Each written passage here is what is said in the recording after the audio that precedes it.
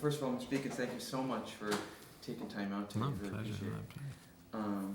Well, I'll just start with the questions on the actual black and white aspects of The Man Who Wasn't There.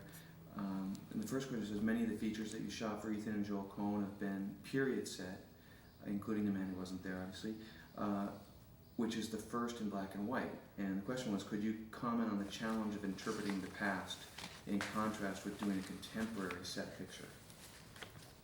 You know, I think there's a difference if you're doing a film which takes place in different ages, and you've got a section that is past. You know, I just finished shooting a film which starts in the late 40s and ends up in the early 90s, and we wanted to make the first section of the film, you know, give it a distinct look to show it was the past.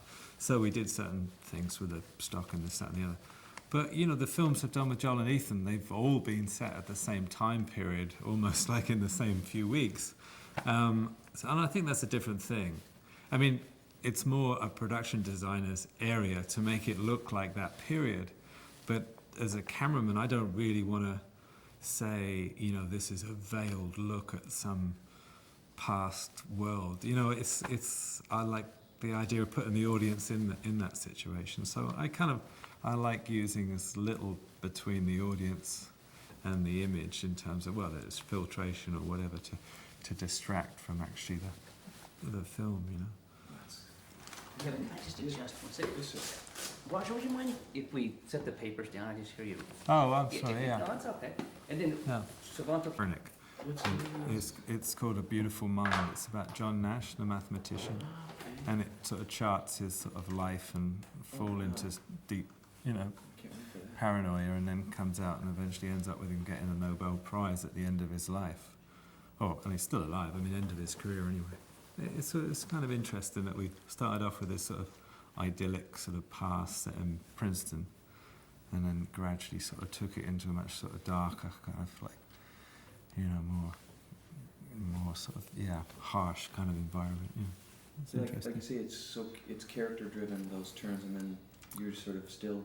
Yeah, you're taking the audience through a whole sort of emotional sort of course through a period of somebody's whole life. So that's different. And I say with Joel and Ethan, you're usually talking about a confined period of time. And, you know, I don't generally like, you know, lots of filtration and tricky camera things, and I don't like flashy lighting. And what is period lighting? I mean, the light was still the same then as it is now. It might be different if George W. gets his way in a few years, but at the moment it's still the same.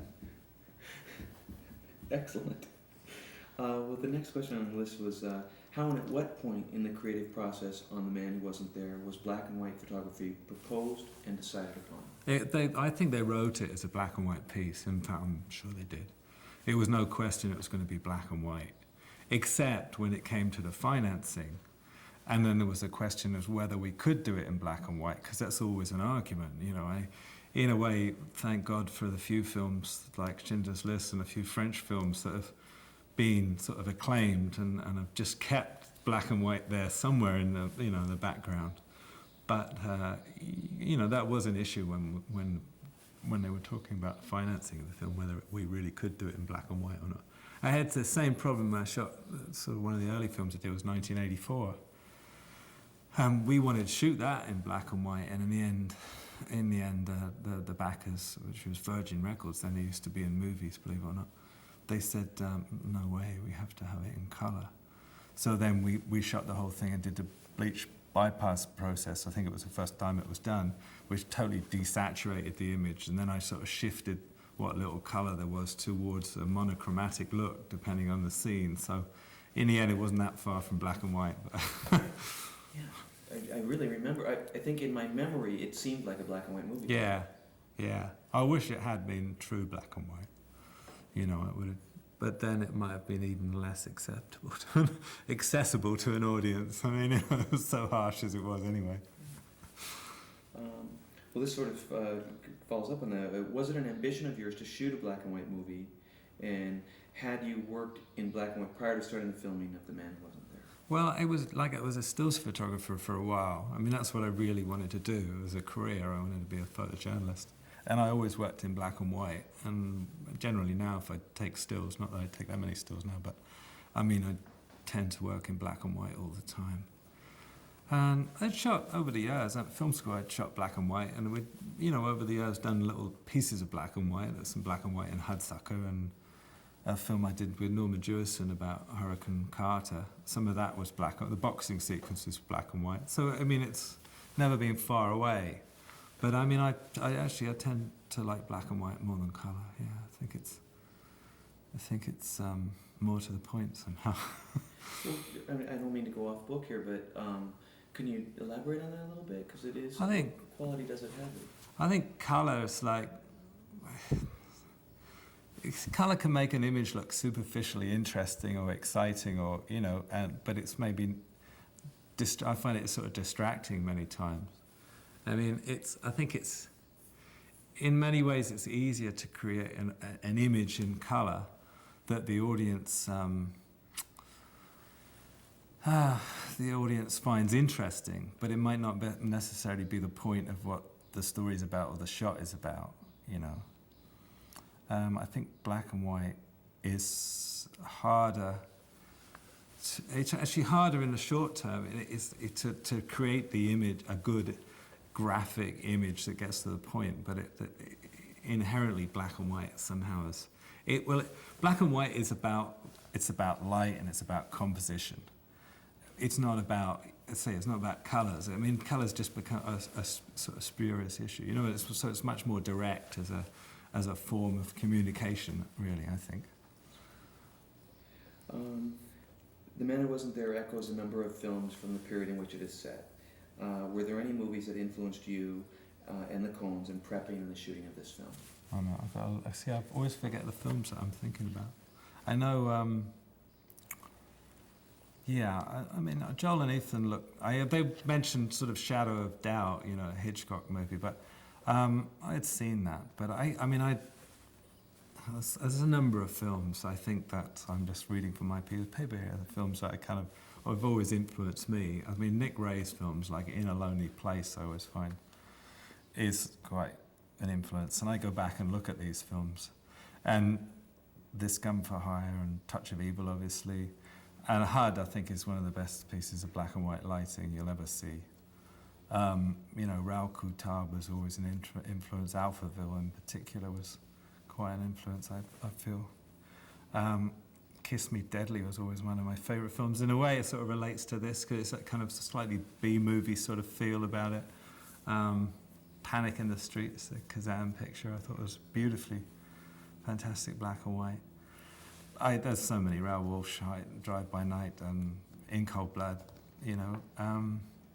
But one of my favourite black and white films is The Spy Who Came In From the Cold. I mean, I think that's absolutely stunning black and white. There's a cameraman there, Ozzie Morris, who I've always thought I think he is one of the greats. He doesn't really shoot now. But he's one of the greats because he could go from doing that in black and white to colour photography that was just, some of his work's absolutely stunning, stupendous. And the way he uses colour, it's not just like a frame full of colour. He actually manipulates the colour in the same way as Ferrara manipulates the colour to give you something. I don't know, just give more than the. I don't know. I'm not putting that very well, am I? But sum of the parts is greater than the whole. Yes, sort of. Yeah. No, I think someone like Ozzie Morris is. There's very few cameramen. I mean, Ozzie Morris is one of the few that could work in colour and work in black and white, and be, equally imaginative and equally to the point, and be equally expressive in both those areas. I think there's not that many cameramen that did both equally well. I mean, James Wong Howe as well, but especially Ozzie Morris.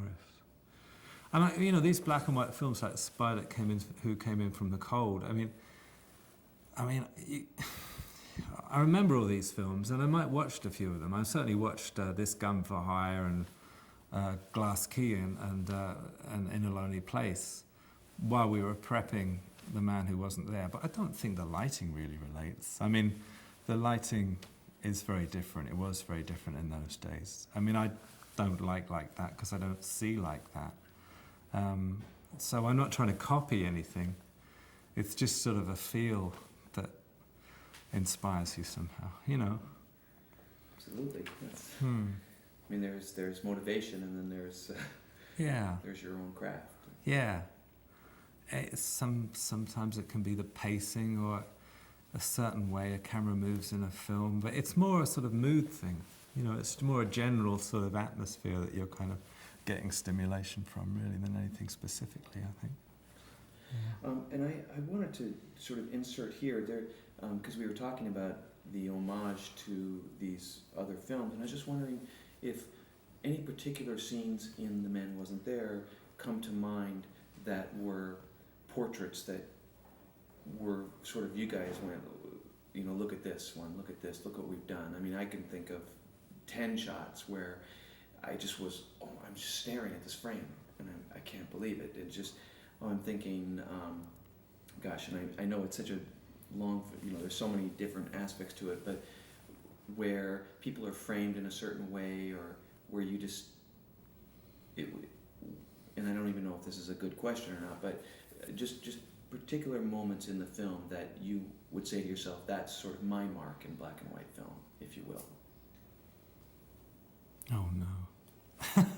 I would never do that. I mean, no. I don't know. That's a very hard question. And I apologize. I suppose there's certain shots in it, in The Man Who Wasn't There, that I kind of think, I look at and think, wow, that worked really well, you know. I mean, the boys had the idea in the, when Ed goes to pick up the money in the hotel and then take it to, you know, take it to Polito in his room.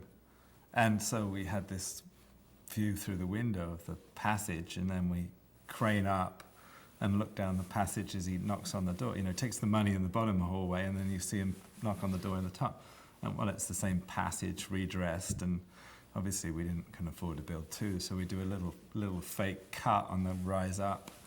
And, you know, you watch that and think, yeah, that worked really well. We brought that one off. But, I mean, who's going to watch and think that's anything particular? You know, they won't think about it. With luck, they won't think about it, because if it worked, it just blows by you, and it's all part of the piece, you know.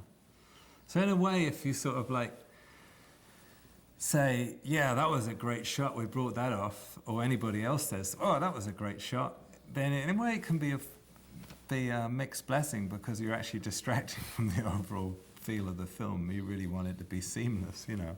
But there are shots like, I loved the shot, for instance, as Billy Bob's leaning against the doorway when Francis is in the bath, you know, reading the magazine. I just find that graphically really works and says so much about the character and what he's feeling and his isolation and distance from his wife who's sitting there reading a magazine. I mean, the shot worked for so many different reasons, you know.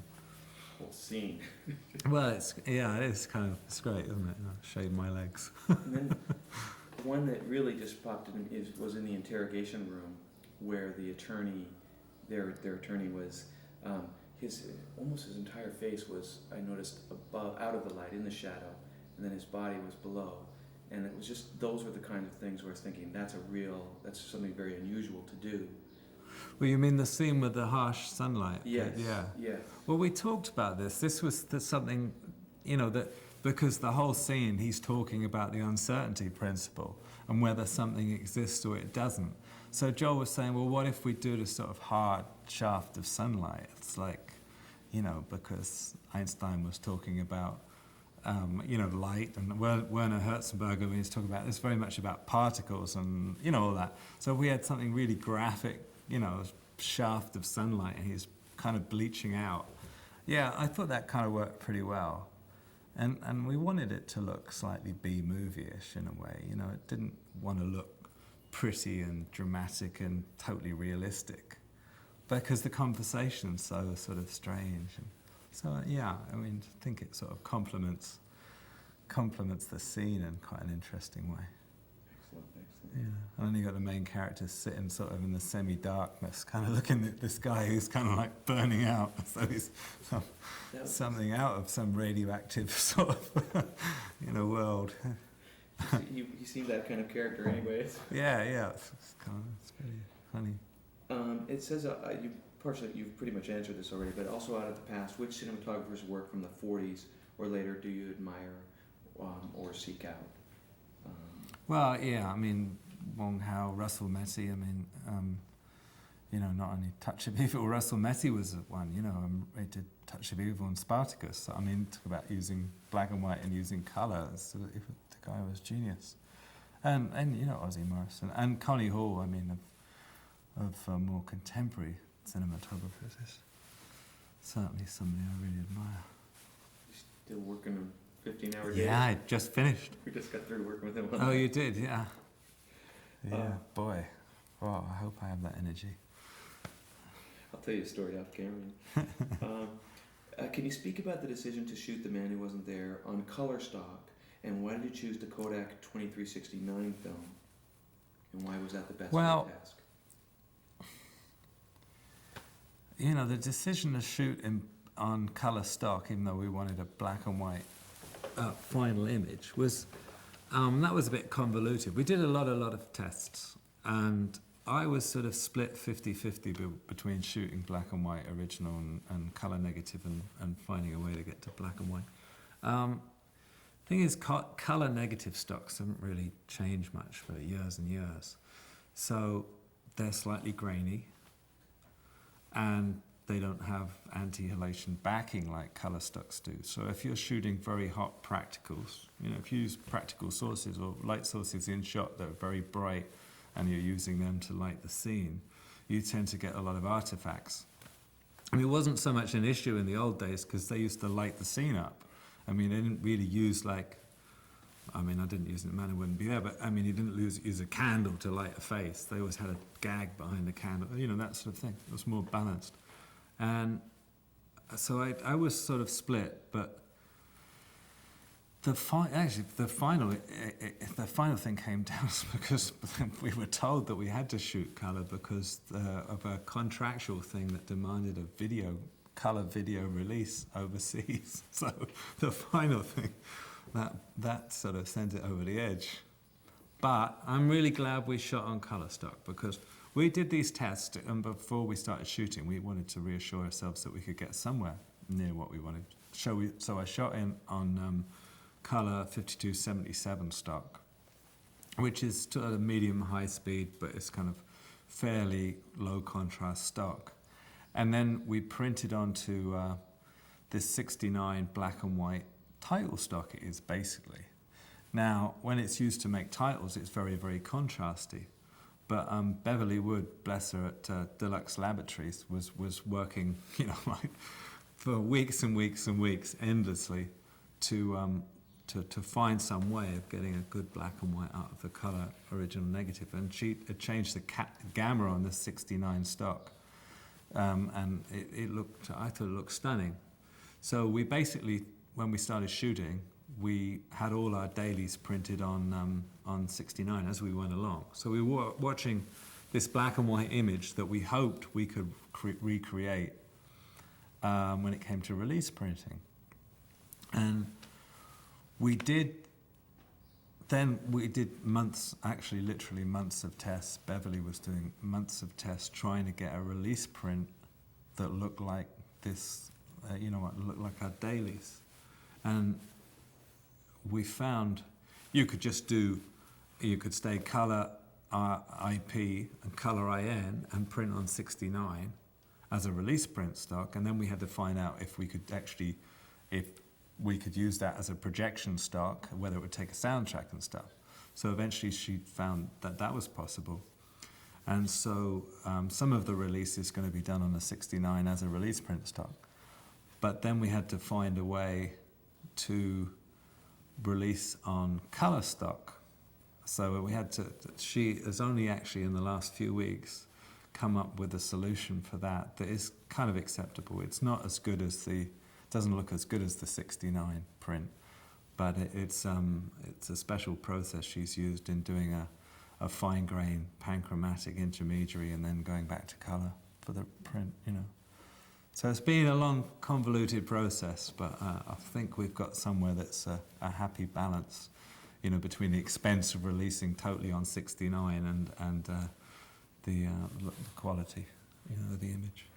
Who would have ever thought shooting black and white would be Yeah, so much to right, think about? right. But you know, the thing is, we'd have shot on black and white. I know, because I mean, the little I've done, I mean, it looks great, but it wasn't quite as good as we were seeing on the 69 from the colour negative. It really wasn't as good quality. And there's something I wanted about this was this sort of just this clarity of the image. I wanted the black and white to be really as good as I could make it in terms of clarity. And I think that's what we got pretty good, really. Very successful. Very successful. Did any special situations arrive? You might have already gone into this with Deluxe Labs. Were dailies viewed in color or black and white? Yeah, no, dailies were always viewed in black and white. It's too confusing. It was the same years ago when we did 1984, and you know the decision was whether we had dailies done with a bleach bypass process, which obviously is more time consuming and expensive, or we just had straight color dailies. And I think it is too distracting if you don't see your dailies as close as to the way you want the final print to look. You know, it's. It would be hard to watch them in color and go, imagine this in black and white. Right, and then you know the guys have got to be cutting on that, and then they've got to be viewing that down the line and showing it to, you know, everybody and test screenings or whatever they do. You know, they would have been really wrong. So we had to have a black and white. Yeah, dailies. This was an interesting question. How did you maintain a black and white focus to shoot the man who wasn't there, even though you were actually shooting on color negative film, not to mention being surrounded by living color in the present day? Yeah, but then you know, there's not really a problem. I mean, how, as a stills photographer, how do you take black and white images when you're in a color world? I mean, it's just the way you see things, really. I mean, I think I see things more in black and white. I'm not to say that's not really the right way of putting it. I see things more in sense of a composition and the way light falls on things, rather than seeing it as a series of pieces of colour. That the pieces of colour don't give me, you know, they don't define what I'm looking at. That's what I was kind of saying before, they're almost a distraction. But that's not saying, you know, you can't use colour. I mean, the really great cinematographers obviously can do colour images that use colour, so you've got this other palette to work with, and you can do more than you can do in black and white, but it's rarely used. I mean, most people use colour really just to distract the audience from the fact they're shooting a really banal, awful script, usually, and they usually use shortcuts to distract people from a banal, awful script as well, you know. We were talking about that, not trusting. I don't trust the fast edits anymore. No, it's sleight of hand, really. It's like, let's have some fast cuts and flash colour and, you know, a bit of smoke and backlight, and looks great, but is it really about anything? In keeping the look of the film so consistent, Yeah. could you elaborate on how you collaborated with the art and costume departments? Oh, for the plane, sorry. How you collaborated with the art and costume departments and the cast and crew to that end. That's quite a big question. Well, no, it's all connected. I mean, anytime, especially during prep, you get together with a costume and a wardrobe and makeup.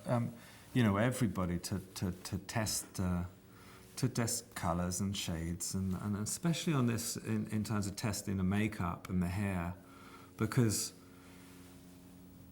you know, you kind of like reds go darker.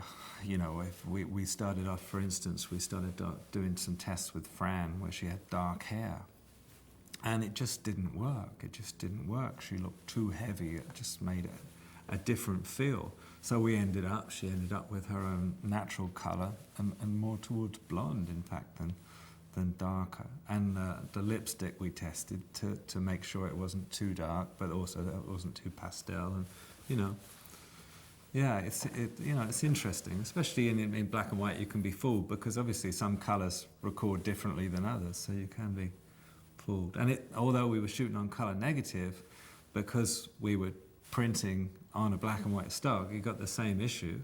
It's just it wasn't quite the same as if we'd have been shooting on black and white negative, because it reacts differently. It depends how panchromatic it is or orthochromatic. It's just balance. So we had to kind of work that out. But typical to any film, it's all in the preparation and planning and... Right, it's typical of any film. It's in the testing before you start principal, yeah. Without giving away some of the story's twists in The Men Wasn't There, was there a particular sequence that was toughest to light and shoot for you?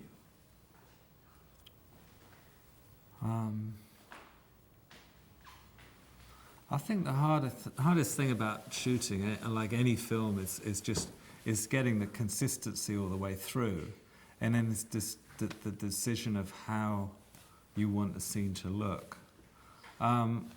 Once you've made the decision of how you want something to look, then it's just a matter of mechanics, how you create that look.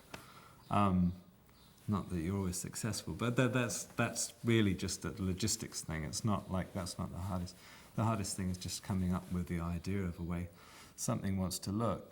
And I guess in a way, I think that for me, I felt the hardest scene to get right, although it was the easiest scene because it was just one light source, was the scene we were talking about earlier, where Tony Shalhoub is in the visiting room, and there's this harsh sort of sunlight through this, this window that's sort of burning out, and the other characters are sort of in the semi-darkness. And I think the balance there was,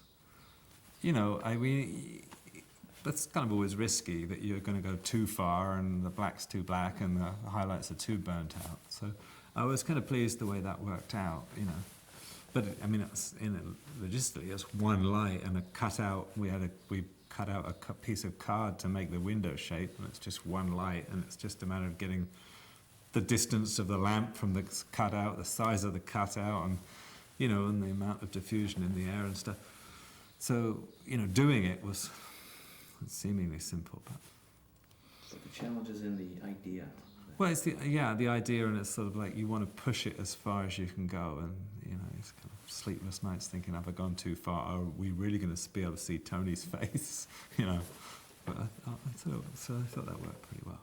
We're learning how you work because James already told us you've got sleepless nights on your next movie. Oh yeah, I love sleepless nights. Yeah. I think one of the hard things about is darkness. The film's very much about darkness.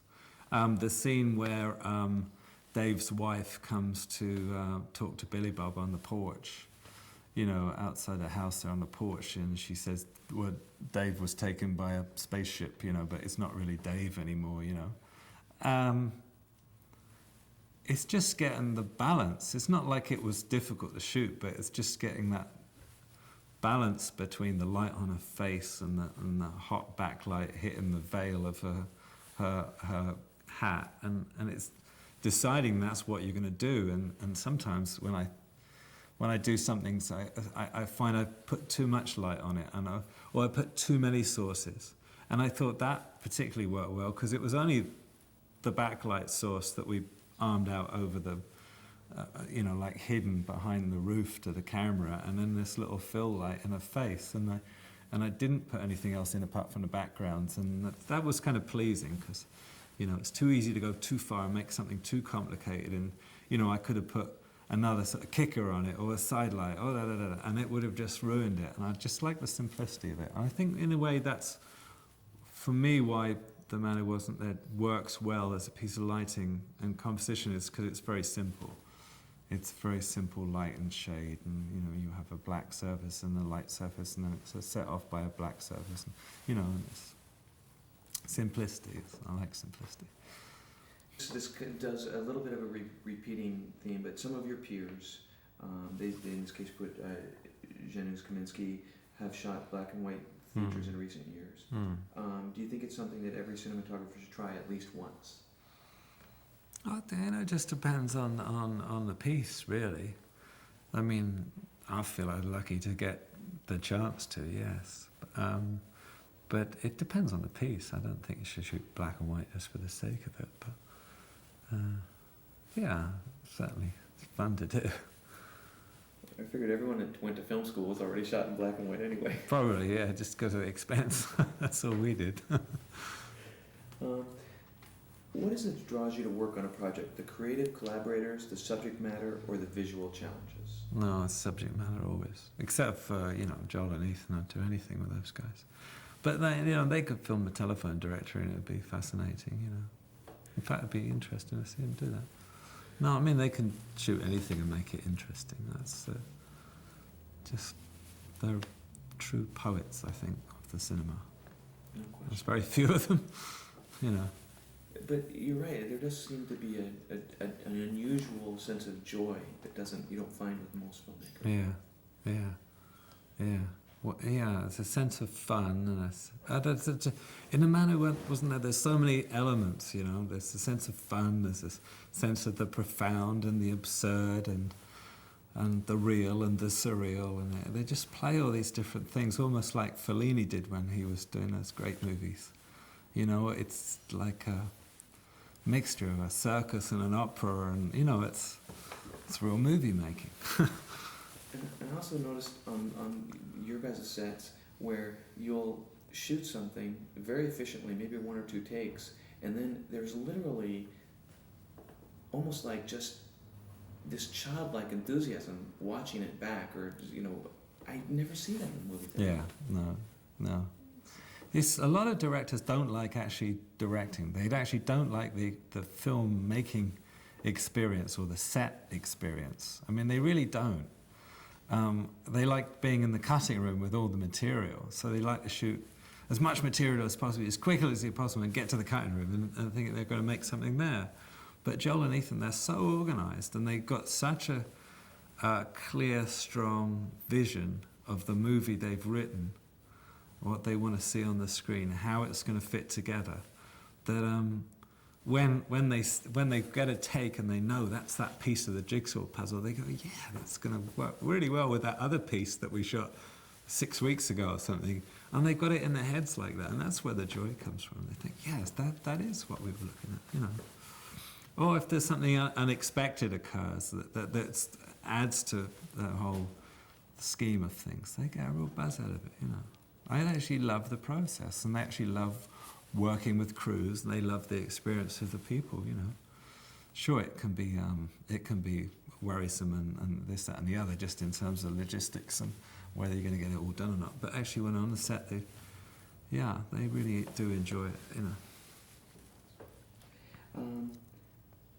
Oh gosh, we've just been talking about that, but I'll ask anyway, just in case anything we left out. You've worked with many of today's finest directors, such as Ron Howard and Martin Scorsese, but it's the Coens with whom you've collaborated the most. As they are a filmmaking tandem, is there double the input at all stages of the process? Double the input. I mean, in a way, no. They're so in tune because they've written the script together. They've discussed the project together. They've brought the project to fruition together. That one can finish the other sentence. They're so sympathy, in whatever the word is. In sync. Yes. They do finish each other's sentences. Yeah. I noticed even, or we'll interview them together, and one will scratch his head, and the other one will finish the sentence, scratch his head. Yeah. Well, between takes, Joel might talk to Billy Bob, and Ethan might talk to Fran, and then between the next take they'll swap over, and it's not a conflict at all. It's just different processes. Yeah, it's very interesting. We're commencing a second century for film as an art form. What advice would you give for young cinematographers just now honing their craft, especially in the digital age? There's so much talk about the digital age. I mean, it's still basically telling a story and trying to create some atmosphere, or put the audience in a situation they've not experienced themselves, or maybe they have experienced, or whatever. You're just trying to draw the audience into the story you're trying to tell, and whether you shoot on a digital camera or box brownie or a Leica or whatever, it's all the same. It's a lens and a recording mechanism. We still speak to each other using words, and we still have eyes and see things, and reality is reality for a while anyway. That's the way we behave, you know. So I don't think there's anything to be scared of about it at all. I think there's a lot of bullshit talked about it, the digital age. But I think in seriousness, I think it's going to open up so many more possibilities that we don't have now in terms of creating images. You know, which is good and bad because it opens to misuse as well as artistic or creative or communicative sort of, you know, powers. Maybe it extends the palette in many ways, but say it could be good and bad. It just in the same way as, you know, the MTV revolution and is kind of led to fast cutting and lots of action and lots of pyrotechnics and we're seeing now that early in the digital age we're seeing, you know, special effects films that couldn't have been made even just a few years ago. But I mean, from my point of view, for instance, a film we're about to go into, we couldn't have done a few years ago. But there's just some scenes we just couldn't have created. So now we've got digital effects, computer work. We can actually create things that we never had a chance to before. I think there's going to be a lot of abuse of the technology. But, you know, there was a piece in the New York Times the other day saying that, you know, some people think, yes, once the digital artist has managed to create reality, then he's going to say, well, this is boring, we'll move on, much as the painters did, you know. They could recreate perfect reality, and then they ended up doing the most abstract images, you know, that we see now. You know, it's just progression. So, I don't know, it's just going to be so much more variety and so many more possibilities, and I guess it just depends on the individual, what they want out of films, what they feel they have to say, what interests them, which road they're going to go down. I mean, so I guess it's an exciting time, really. But storytelling at the core.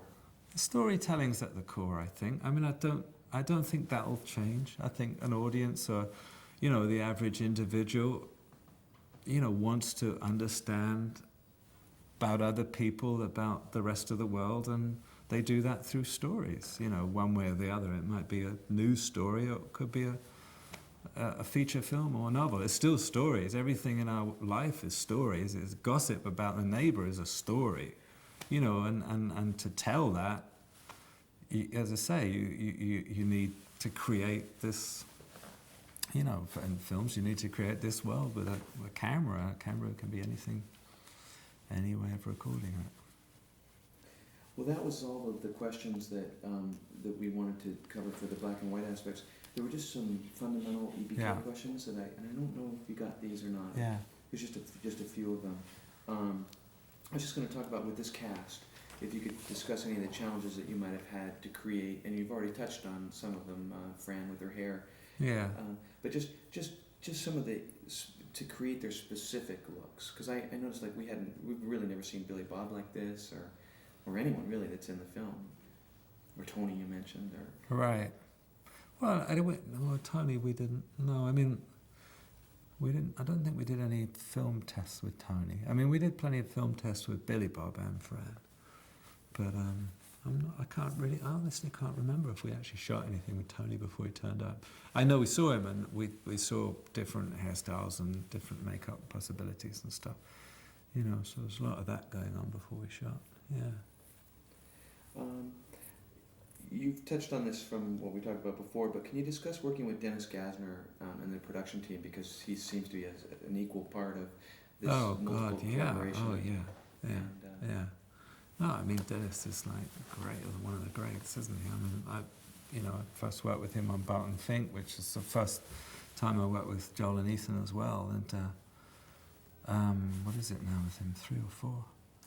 Yeah, he's just the best. I mean, we've become very much a team, you know, which is when really you can do your best work. I think that's the thing. It cuts down the amount of communication you need because you know each other's way of working and their needs just technically, but also their sort of sensibilities, and you know, so it's interesting. It's all the way a number of individuals see something that all kind of coalesces into one vision. It's a fascinating process, you know, and it's fascinating. Great. And we talked about how you did some of these tests, but when it got down to the makeup specifically, I was just wondering, how did they compensate after seeing some things? How does one in the makeup department alter the makeup for black and white as opposed to when, like you said, the lipsticks were? Yeah, that's the thing in black and white. I mean, just some colours and some things can be exaggerated. We tested, for instance, the scene with when Billy Bob first visits Fran Doris in prison. We tested the amount of bruising that we wanted on her face, and it was reading more heavy. So we took that down a little bit before we shot. I said the lipstick and hair color and just subtle things. But there's one scene one shot we did with Billy Bob that we did first off. I think it was the first day of shooting, which was him sitting in this jail cell, and I remember his lips looked too dark. I look at that shot now, and we corrected that after seeing dailies. So it was something that it just, it passed through the cracks of the makeup tests, and that was a little strong there. But it was a shot where he's sitting on his bed and it's very shady in the background, and you get away with it. But you look at it and think, well, that's not going to work when we've got lighter situations. So frustrating, huh? When Yeah. you can't go back and change No, that. yeah. Well, actually, you could digitize it now and paint it. So you could do anything. Now that you can look back on the project as a whole, how does this experience compare or contrast to some of the other? I mean, you've done some of my favorite films, and I was just wondering how The Man Who Wasn't There stands out amongst your other films. One of the nicest experiences. I think it's a film that I think really works as a whole. I think all the elements come together and create something really interesting. It's one of my favourite movies in a way, although it's a small piece and it's not got huge, action scenes and cast of thousands. It's not that. It's a small interior film about what's going on in somebody's head. But they're my favourite movies. I mean, that's the sort of film I'm drawn to anyway. So I think it works on so many levels, that unexpected levels, that's what gives me buzz anyway. Well, you almost answered my next question, Yeah. which was that there seems to be a stillness or long periods where it's almost like we're reading the character's mind in spite of the narrative that Billy Bob's giving. And what kind of challenges at DP does that create for you to tell that story visually? Yeah, there is certain stillness to the piece. It's a very reflective piece, and you're trying to understand, this character who's actually quite complex, but you think is kind of just this sort of cipher, but he's not. It goes back to the whole thing. If you're holding a close-up of somebody for that amount of screen time, it's that image gets scrutinized a lot. It's not only, it's got to be good, and it's got to be telling, and it's got to be right for that moment in the film. And it has to be more considered than just a flashy, image. It's not coverage, it's more. Right, I think, and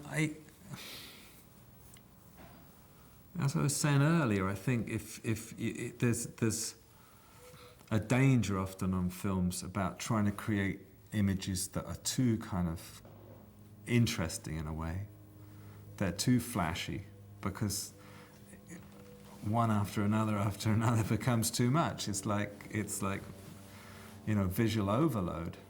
Hold on for this plane just for a second. It's pretty long. Cover this a second.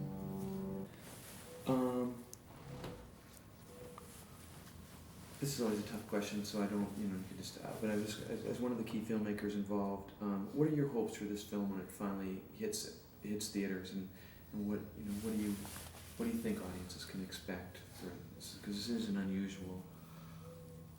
Well, I think they can certainly expect something they haven't seen for a long time, and I think it's got so many aspects to it. I mean, it is funny. It is, it's sad. It's kind of, some of it, has the excitement. I mean, it has a lot of things together. I just hope audiences allow themselves to get involved in it. I think if they, my worry is that audiences. My worry is that audiences are now so used to such, high-tech sort of like action-driven movies that they won't allow themselves to get into the movie. But I think if they stick with it long enough, they'll be drawn into it, and they'll experience something really quite remarkable, I think. I'm sure. But it's really hard to tell. It's really hard to tell these days, isn't it? And it really does depend so much on if it's given a chance in the cinemas, if it's publicised in the right way and given a chance to take hold. But I think word of mouth, even if it's not, I think word of mouth is going to give it a good chance of getting watched. Well, I think you're in a good place with a good studio that's going to definitely do the best that could be done, because these guys are pros. Yeah. I think it's a really exceptional film, especially in today's climate, And I hope it succeeds, because I hope, I hope films should be more character and content driven than superficially sort of action things and stuff,